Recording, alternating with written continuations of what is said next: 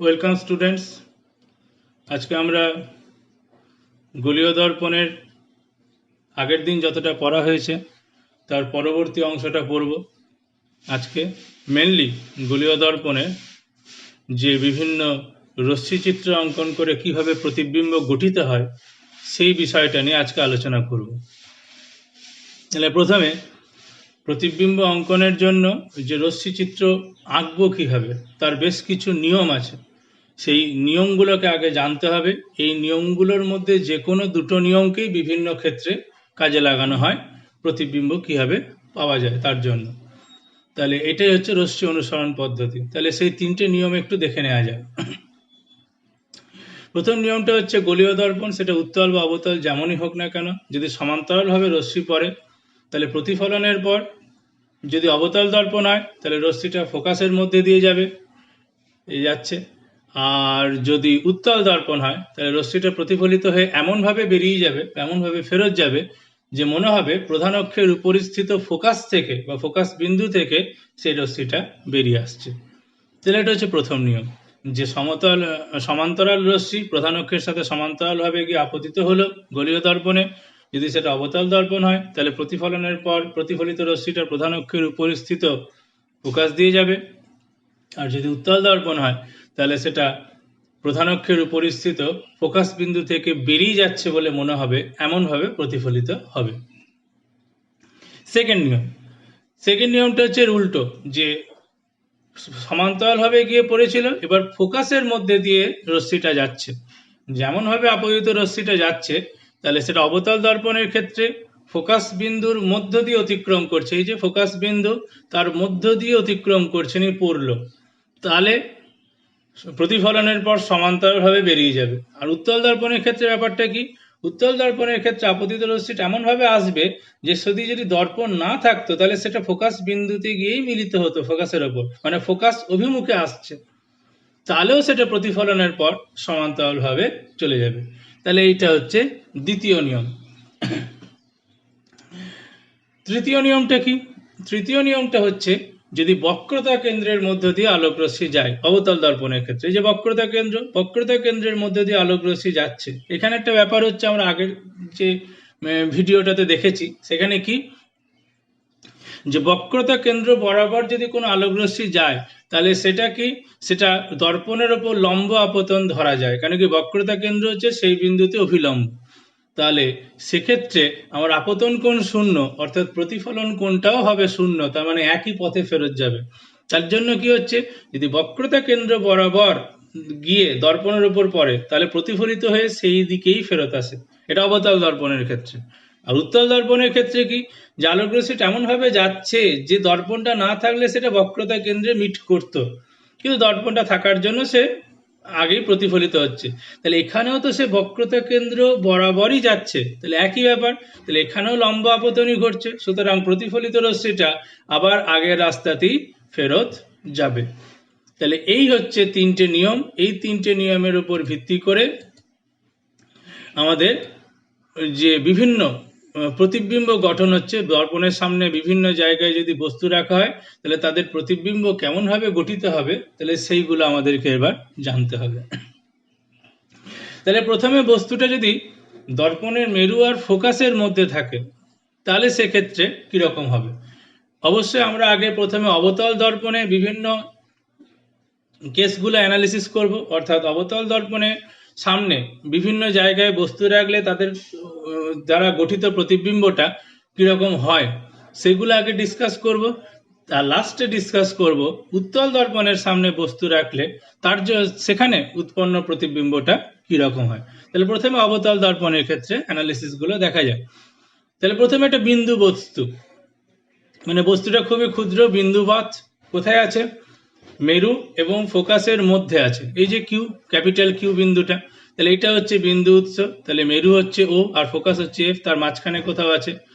তাহলে এখানে অবতল দর্পণ এর প্রতিবিম্বটা কোথায় তৈরি করবে, তাহলে যে আলোক রশ্মিটা আসছে তাহলে কিউ থেকে এ তে আপতিত হলো, আপতন কোণ আই, মানে কি সি থেকে এটা জোড়া হয়েছে, সিটা বক্রতা কেন্দ্র, তাহলে এটা হচ্ছে বক্রতা ব্যাসার্ধ।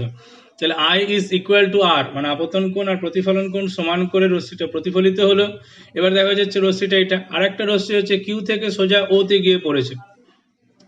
এবার সি থেকে ওটা যদি জোড়া হয় তাহলে এটাও একটা বক্রতা ব্যাসার্ধ, তাহলে কিউ থেকে ওতে যে রশ্মিটা পড়েছে সেটা বক্রতা ব্যাসার্ধ বরাবরই পড়েছে, সুতরাং লম্ব আপতন, তাহলে সেই রাস্তা দিয়ে ফেরত যাবে।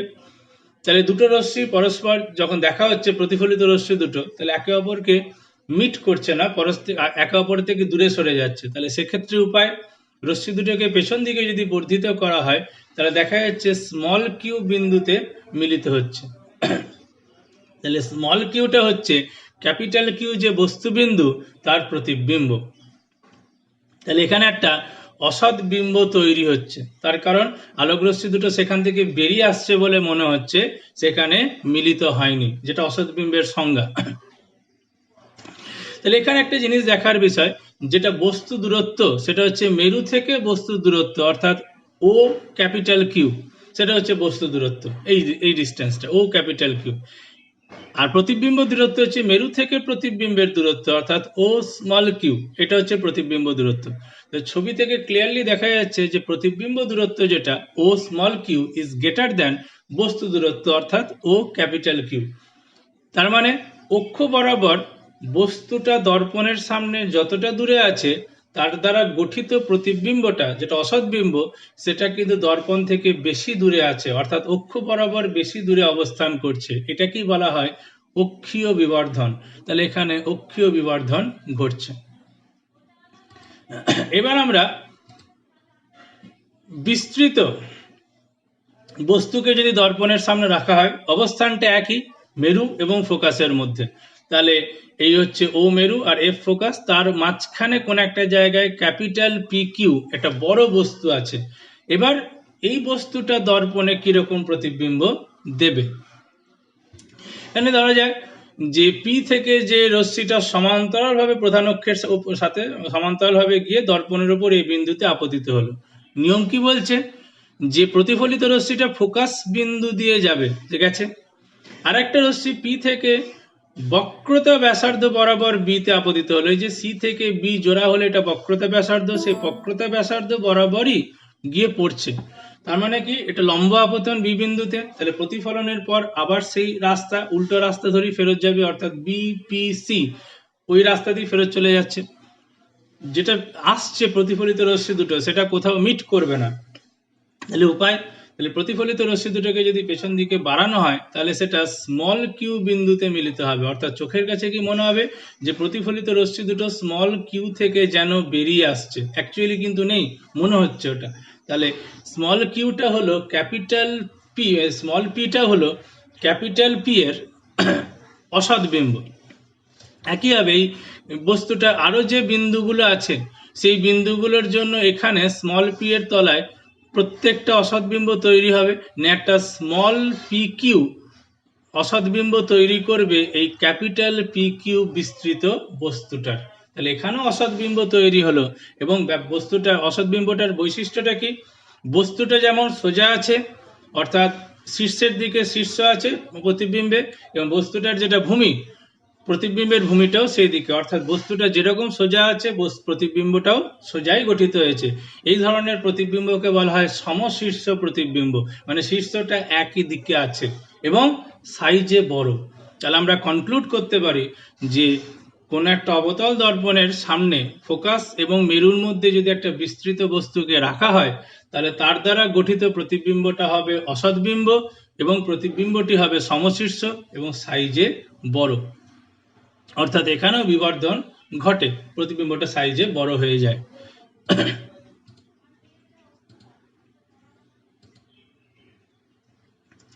এবার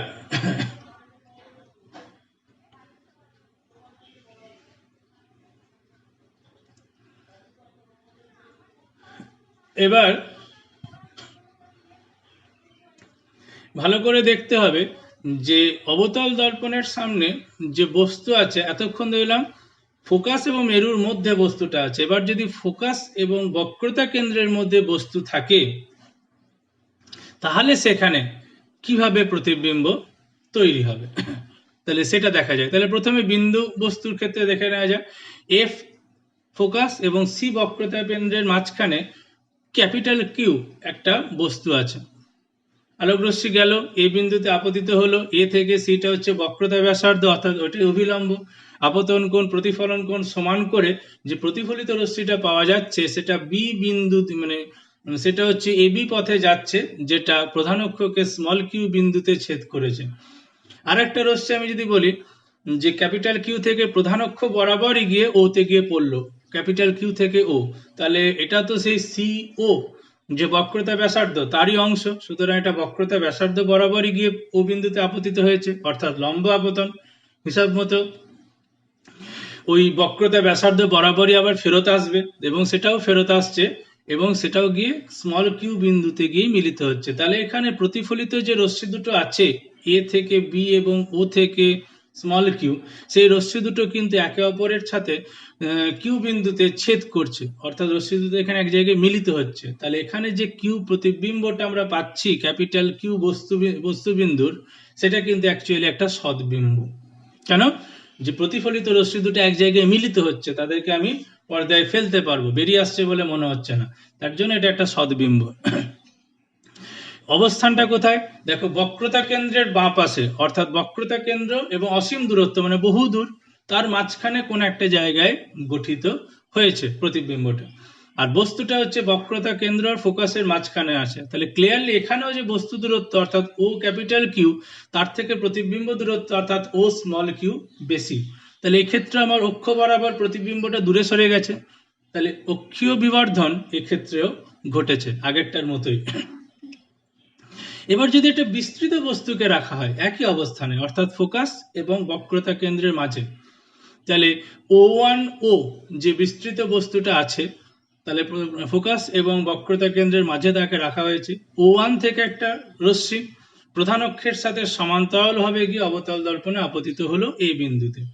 নিয়ম কি বলছে, যেটা রশ্মি অনুসরণ পদ্ধতির যে নিয়ম, যে প্রতিফলনের পর সে ফোকাসের ভেতর দিয়ে যাবে, অর্থাৎ এফ বিন্দু দিয়ে যাচ্ছে।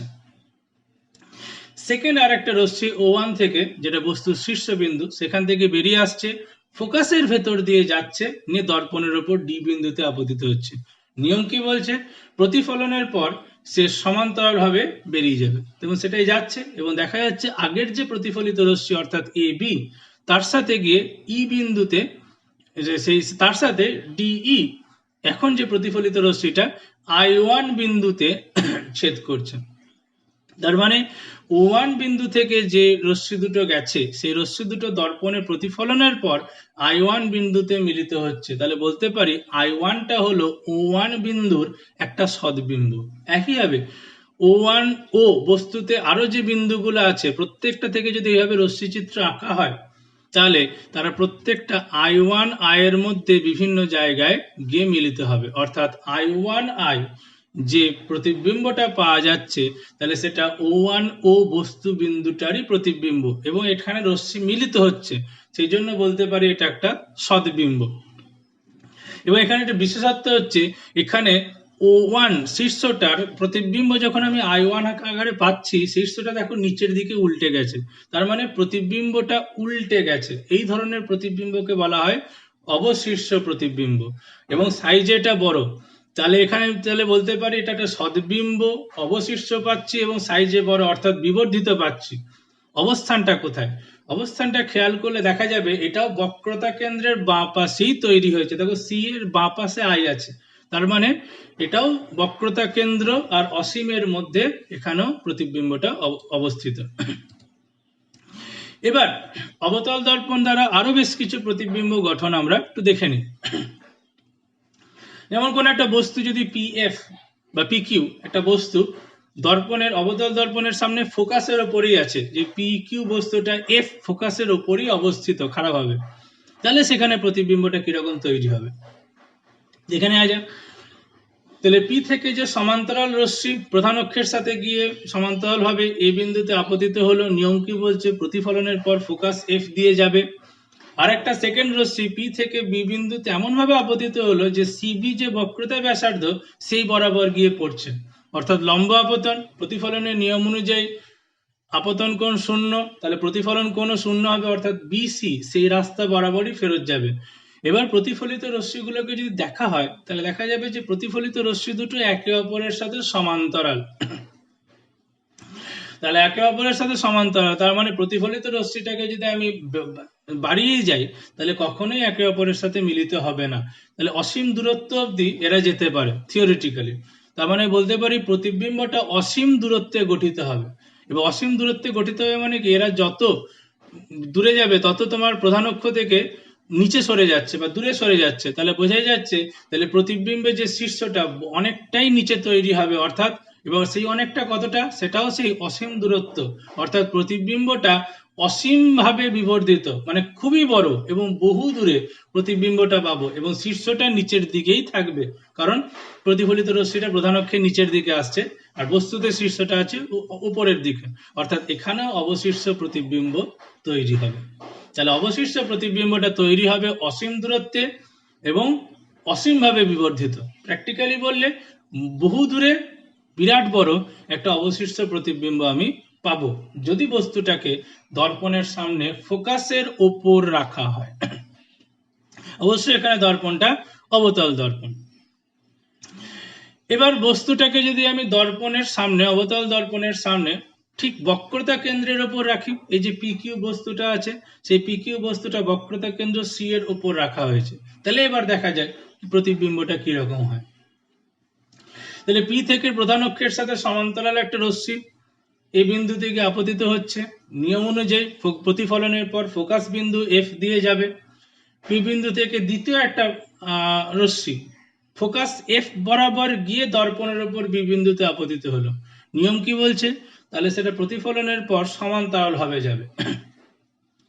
তাহলে এই যে দুটো প্রতিফলিত রশ্মি এ থেকে যেটা ফোকাস দিয়ে যাচ্ছে ক্রমশ স্মল পি পথে, মানে এ এফ দিয়ে স্মল পি পথে, আর একটা বি থেকে সমান্তরাল হবে যেটা বিডি পথে যাচ্ছে, তাহলে উভয় সেই প্রতিফলিত রশ্মি দুটো পরস্পরকে স্মল পি বিন্দুতে ছেদ করছে, অর্থাৎ ক্যাপিটাল পি বিন্দু থেকে আগত রশ্মিদ্বয় প্রতিফলনের পর স্মল পি বিন্দুতে মিলিত হচ্ছে। তাহলে বলতে পারি স্মল পিটা হচ্ছে ক্যাপিটাল পি এর অসৎ বিম্ব। একইভাবে এই পি কিউ বস্তুটার আরো যে বিন্দুগুলো আছে তারা প্রত্যেকে বিভিন্ন জায়গায় মিলিত হয়ে স্মল পি কিউ প্রতিবিম্বটি তৈরি করছে। ক্লিয়ারলি দেখা যাচ্ছে প্রতিবিম্বটা উল্টো, অর্থাৎ অবশিষ্ট কোথায় তৈরি হয়েছে, যেখানে বস্তুটা আছে সেইখানেই, অর্থাৎ বস্তুটাকে যদি বক্রতা বা কেন্দ্রে রাখা হয় তাহলে উল্টানো প্রতিবিম্ব অর্থাৎ অবশিষ্ট প্রতিবিম্ব বক্রতা কেন্দ্রেই তৈরি হয় এবং সাইজটাও দেখো সমান, অর্থাৎ এখানে প্রতিবিম্বটা আর বস্তুর আকার সমান।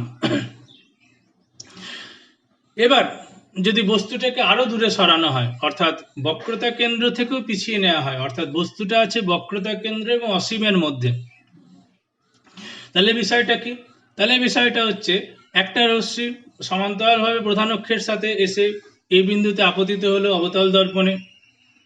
নিয়ম অনুযায়ী প্রতিফলনের পর দর্পণের যে ফোকাস এফ বিন্দু দিয়ে যাচ্ছে, আর একটা সেকেন্ড রশ্মি বক্রতা কেন্দ্র দিয়ে আসছে, পি বিন্দু থেকে যেটা এই বেরিয়ে আসছে সেটা বক্রতা কেন্দ্র বরাবর এসে অর্থাৎ সি বিন্দু দিয়ে এসে দর্পণের উপর বি বিন্দুতে আপতিত হলো।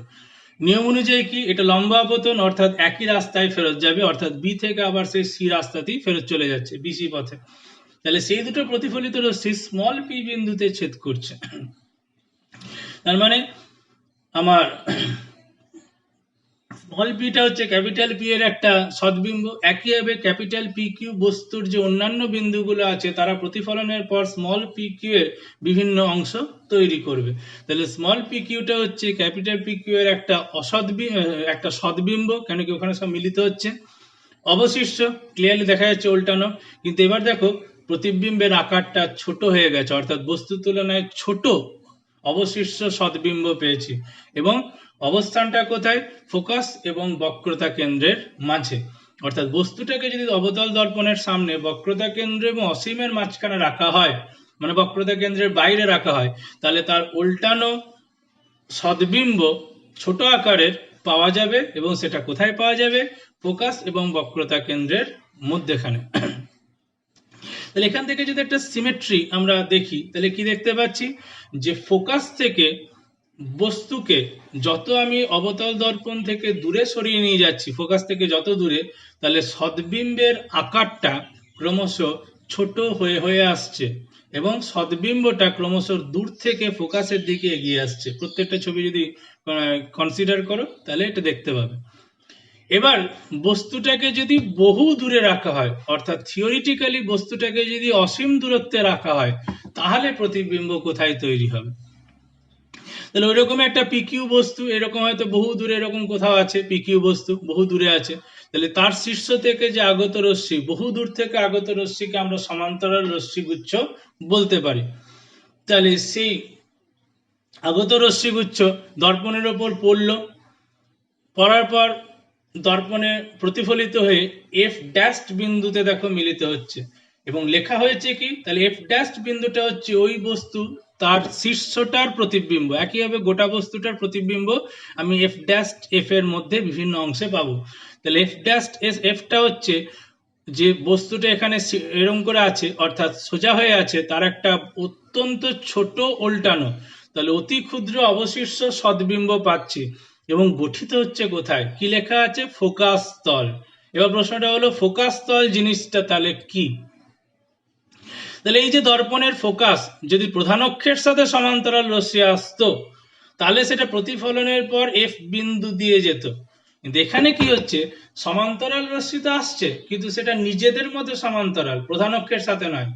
এই টাইপের যে সমান্তরাল রশ্মি, এইটা প্রধান অক্ষের মানে এইটা ওই ফোকাসের সঙ্গে একই রকম বিন্দুতে মিলিত হয়, তাহলে সেই বিন্দুগুলো পাবো কিভাবে?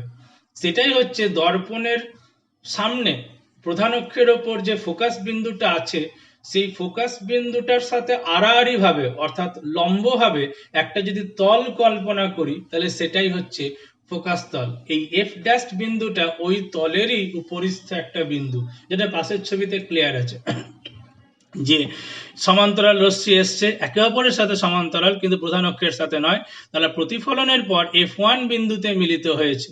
এই F1 বিন্দুটা হচ্ছে ওই এফ যে ফোকাস, সেই ফোকাসের সাথে আড়াআড়ি ভাবে যদি কোনো একটা তল কল্পনা করি, তারই উপরিস্থ একটা বিন্দু। এই ধরনের বিন্দুগুলোকে বলা হয় গৌণ ফোকাস, আর ক্যাপিটাল এফটা ছিল মুখ্য ফোকাস। এবার প্রশ্নটা হচ্ছে, এটা উত্তল দর্পণের ক্ষেত্রে বিষয়টা কিরকম হবে?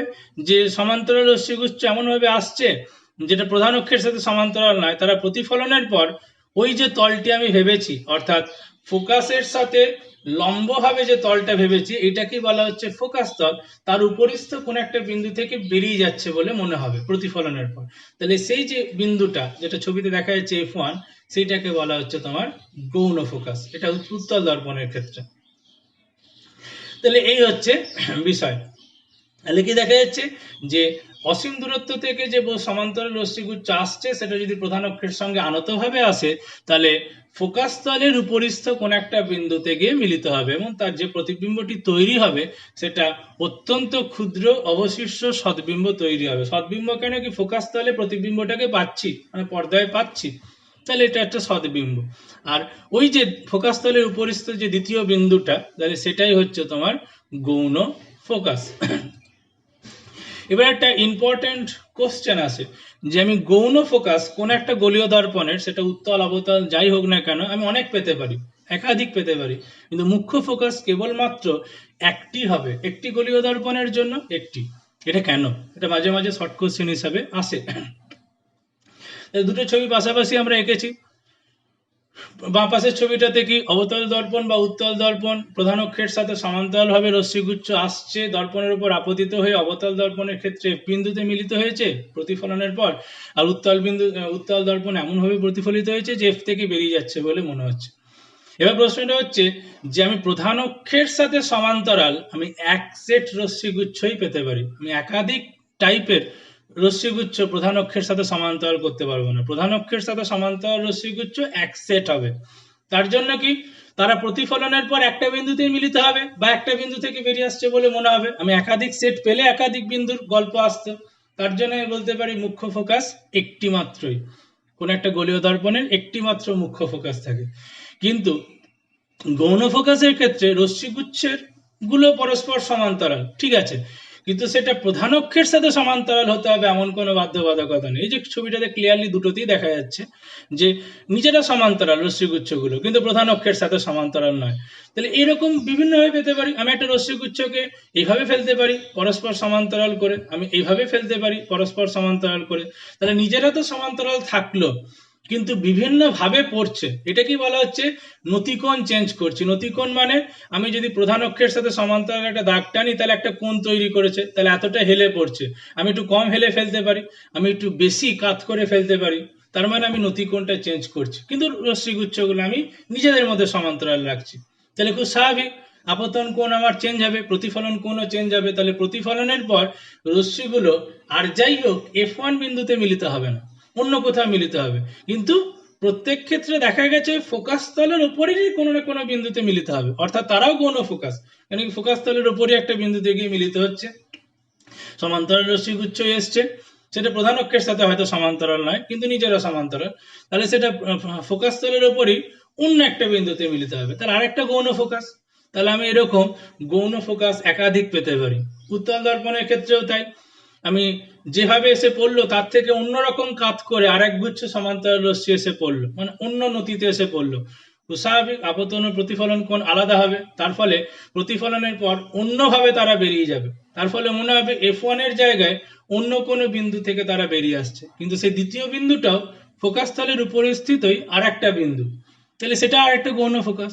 তাহলে আমি এক্ষেত্রে বলতে পারি যে আমি নিজেদের মধ্যে সমান্তরাল, আমি রেস্ট্রিকশনটা তুলে দিলাম যে প্রধান অক্ষের সাথে সমান্তরাল হতে হবে, সেটা নয়, ওটা যা হবে হোক, কিন্তু নিজেদের মধ্যে সমান্তরাল, প্রধান অক্ষের সাথে যেভাবে যে নতিতে পড়ছে পড়ুক। এই যখন করে দেব তখন আমি অনেকগুলো এরকম সমান্তরাল রশ্মিগুচ্ছের সেট পেতে পারি, এবং প্রত্যেকটা সেটের জন্য এক একটা গৌণ ফোকাস দেবে। তার জন্য আমি বলতে পারি যে আমি গৌণ ফোকাস একাধিক পেতে পারি, কিন্তু মুখ্য ফোকাস কেবলমাত্র প্রধান অক্ষের উপরিস্থ একটাই বিন্দু একটা গোলীয় দর্পণের জন্য।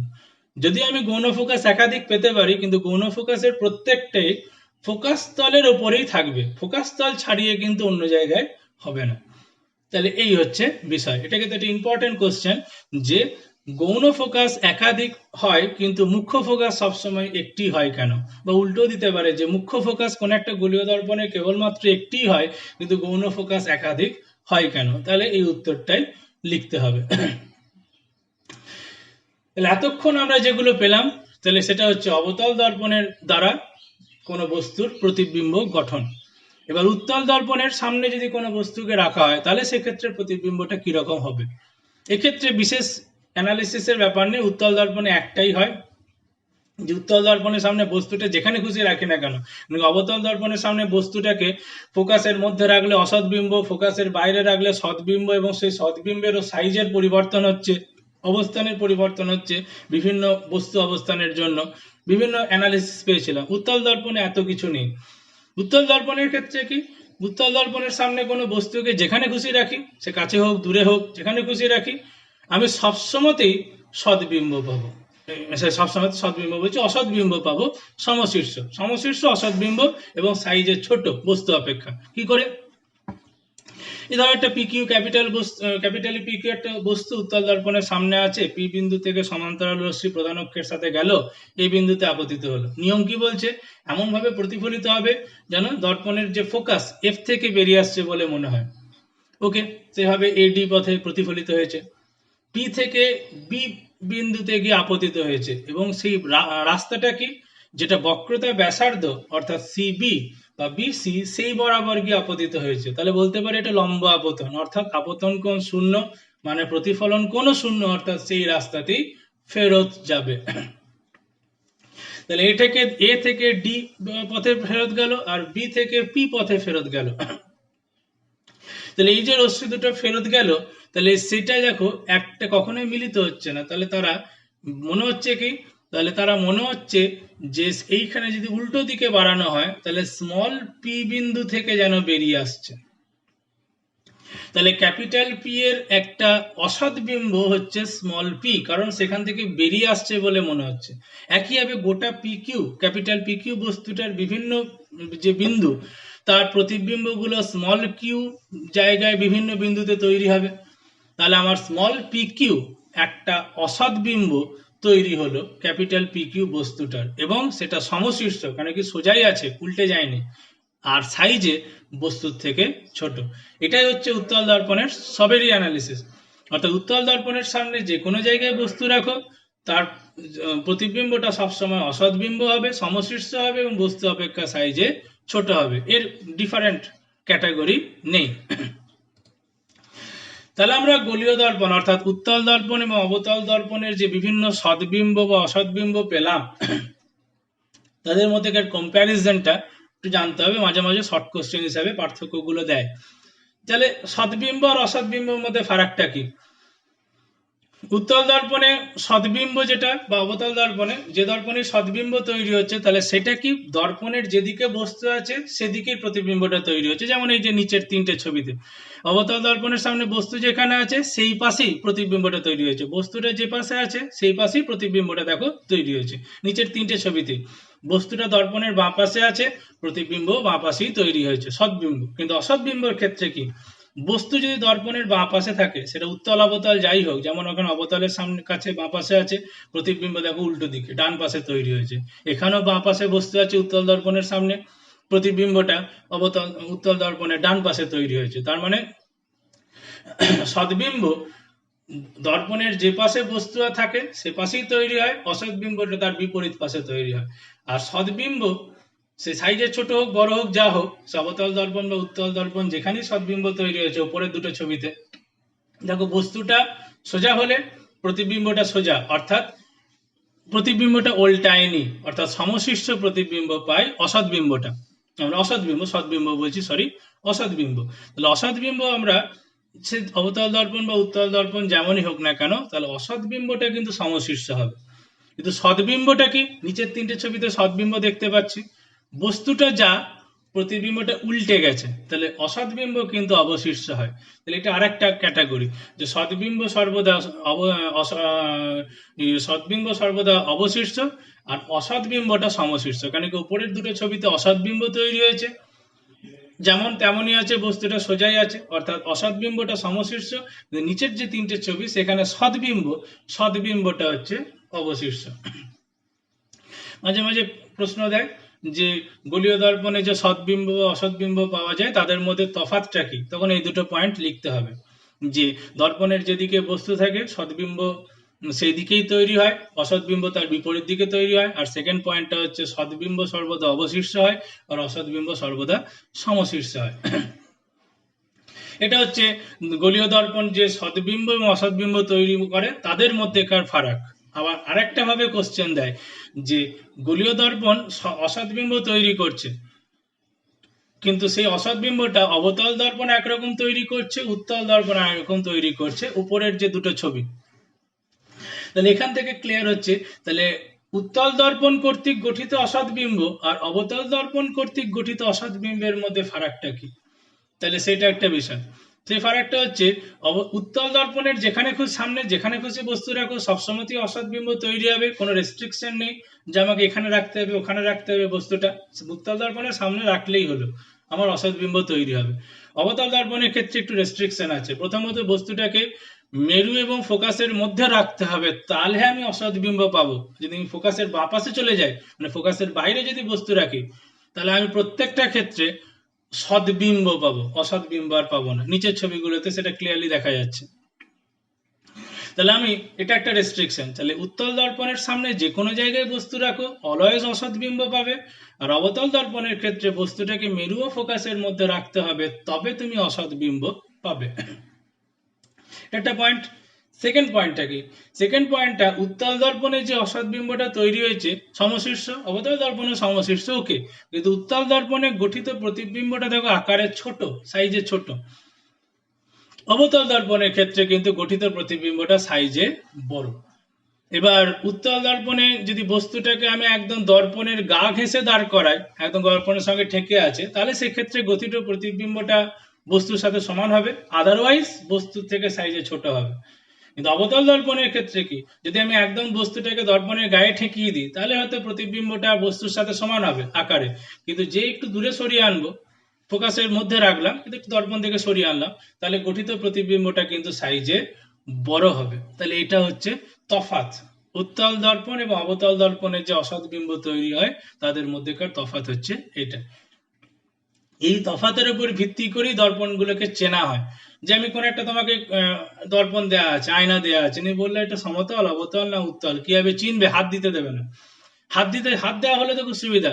যদি হাতটা বেশ সমান ভাবে চলে যায় তাহলে বলবো সমতল দর্পণ, একটু যদি উঁচু মনে হয় তাহলে বলবো উত্তল দর্পণ, একটু যদি গর্ত মনে হয় তাহলে বলবো অবতল দর্পণ। তো হাত দিতে দিলে তো খুব সহজ, কিন্তু তোমাকে বলো তোমাকে হাত দিতে দেওয়া হবে না, সামনে রেখে দিলাম, ওটাকে না স্পর্শ করে আমাকে বলে দাও। তাহলে হচ্ছে কোন একটা কিছু নাও, পেন, নিজের হাতের আঙুল, যে কোনো খুশি দর্পণের খুব সামনে খুব কাছাকাছি রাখো। তাহলে তুমি খুব কাছাকাছি কেন বললাম? যে আমি ফোকাসের মধ্যে রাখতে চাইছি, কেন কি অসৎ বিম্ব পেতে চাইছি, কেন কি অসৎ বিম্বটা আমি দর্পণের বিপরীত দিকে পাবো, তার ফলে আমার উল্টো দিকে জিনিসটাকে দেখতে পাবো, ফলে আমি তাকে দেখতে পাবো। সৎবিম্ব আমি যেদিকে আছি সেদিকে তৈরি হবে, ফলে তাকে দেখতে পাবো না। এই জন্য অসৎ বিম্বটা এখানে দরকার। তাহলে অসৎ বিম্ব অবতল দর্পণের ক্ষেত্রে ফোকাসের মধ্যে বস্তু থাকলেই হয়, মেরু আর ফোকাসের মধ্যে। ফোকাসের বাইরে চলে গেলে কিন্তু সৎবিম্ব হবে, তখন তুমি আয়নায় কিছুই দেখতে পাবে না। তাহলে সেইটাকে মাথায় রেখেই বলা হচ্ছে যে বস্তুটাকে দর্পণের খুব কাছে রাখলে, হয়তো কোনো একটা পেন ওই আয়নাটার খুব কাছে রাখলে, যদি দেখো একই পেনটা যেরকম সাইজ সেরকমই দেখতে পাচ্ছে তার প্রতিবিম্বটা, তাহলে বলবো সাইজ তো সমান আছে। পেনটাকে একটু আগে পিছে করলে দেখছো আমার দিব্যি আছে, কোনো সাইজের চেঞ্জ হচ্ছে না, তাহলে বলবো এটা সমতল দর্পণ। কারণ সমতল দর্পণে বস্তুর আকার এবং প্রতিবিম্বের আকার একই থাকে। অনেক নিচু ক্লাস থেকে, ক্লাস 7 থেকে এগুলো পড়ে আসছে। যদি এটা অবতল হয় তাহলে কি দেখবে?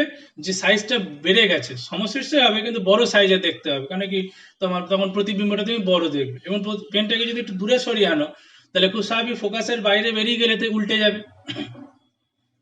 তাহলে সেক্ষেত্রে কেন কি অবশিষ্ট হয়ে যাচ্ছে, সেক্ষেত্রে তুমি জিনিসটাকে উল্টে যেতে দেখবে, তাহলে বুঝতে পারবে যে দর্পণটা হচ্ছে অবতল দর্পণ ছিল।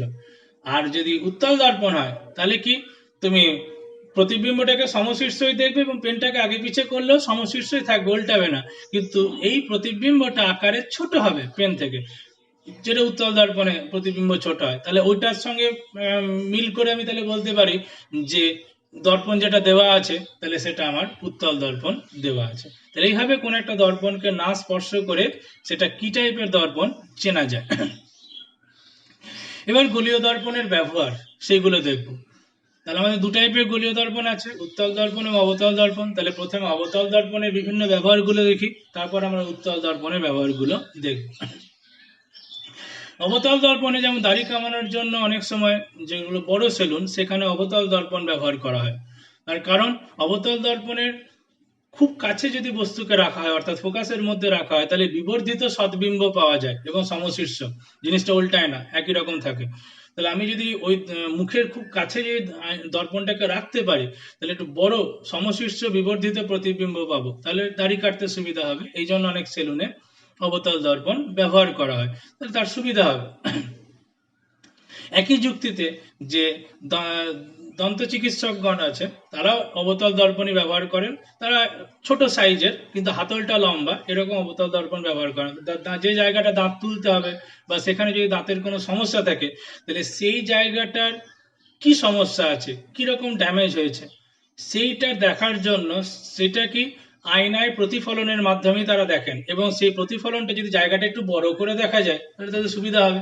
তাহলে এরকম লম্বা হাতল যুক্ত যদি ছোট অবতল দর্পণ ব্যবহার করা হয় তাহলে আমি হাতলের সাহায্যে ওই দাঁতের ওই জায়গায় আয়নাটাকে নিয়ে যেতে পারবো, এবং তার ফলে অবতল দর্পণ হওয়ার জন্য যদি খুব কাছে রাখতে পারি যেখানে ড্যামেজ হয়েছে তাহলে একটা বিবর্ধিত প্রতিবিম্ব আমি আয়নায় দেখতে পাবো, তার ফলে কি ড্যামেজ হয়েছে সেটা বুঝতে অনেক সুবিধা হয়। তাহলে এটা একটা ব্যাপার।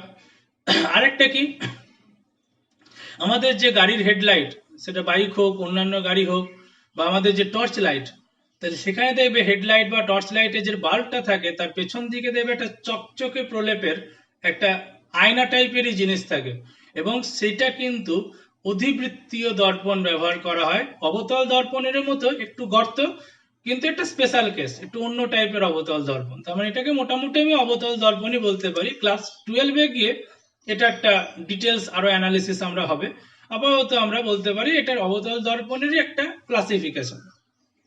তাহলে আয়নার ওই বাল্বটার ঠিক পেছনে যে প্রলেপটা থাকে, খুব চকচকে প্রলেপ, ওটা আয়নারই কাজ করে এবং সেটা অধিবৃত্তীয় দর্পণ, যেটা আমি বলতে পারি অবতল দর্পণেরই একটা রকম ফের। এটা কেন ব্যবহার করা হয়, একটা বিশেষ বৈশিষ্ট্য আছে। এর যদি ফোকাসে কোনো বস্তু থাকে, যেমন ওই বাল্বটার পেছনে দর্পণটা থাকে, তার মানে দর্পণটার যে ফোকাস, তার ফোকাসে বাল্বটাকে রাখা হয়, সে টর্চ লাইটের বাল্বই হোক বা হেডলাইটের বাল্বই হোক। তাহলে সুবিধাটা কি, বাল্ব থেকে যে আলো চারিদিকে ছড়িয়ে পড়ে, যারা সামনের দিকে যাচ্ছে তারা তো যাচ্ছে, আর যে আলোগুলো পেছন দিকে যেতে চাইছে তারা ওই দর্পণে গিয়ে প্রতিফলিত হবে, প্রতিফলনের পর সমান্তরাল রশ্মিগুচ্ছ রূপে বেরিয়ে আসবে। এটা একটা অধিবৃত্তীয় দর্পণের বিশেষত্ব, যে তার ফোকাসে যদি কোনো আলোক উৎসকে রাখা হয়, সেই উৎস থেকে নির্গত রশ্মি প্রতিফলনের পর সমান্তরাল ভাবে যায়। তাহলে এটা একটা ব্যাপার, তার ফলে সমান্তরাল রশ্মি বহু দূর অব্দি যেতে পারবে, কেন কি একে অপরের সাথে ছেদ করছে না। তার ফলে আমি অনেক দূরের জিনিসকেও রাত্রেবেলায় দেখতে পাবো, যেটা আমার হেডলাইট বা টর্চ লাইটের কাজ, যে আমি অন্ধকারে দূরের জিনিসকে যেন দেখতে পাই।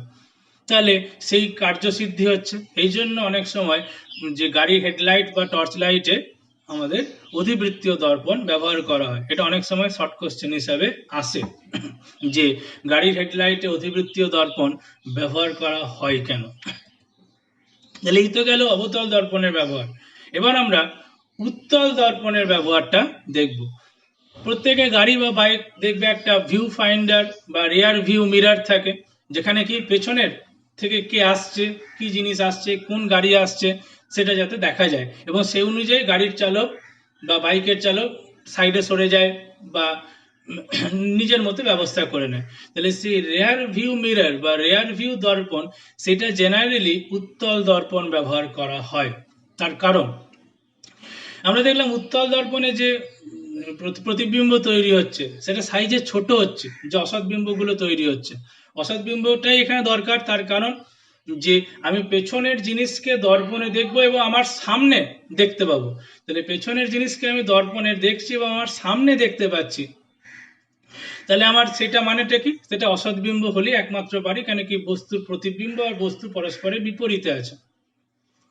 তাহলে সেক্ষেত্রে আমার এটা হয়, তাহলে আমার এটাই দরকার সেক্ষেত্রে, তাহলে আমার অসৎ বিম্বটাই দরকার।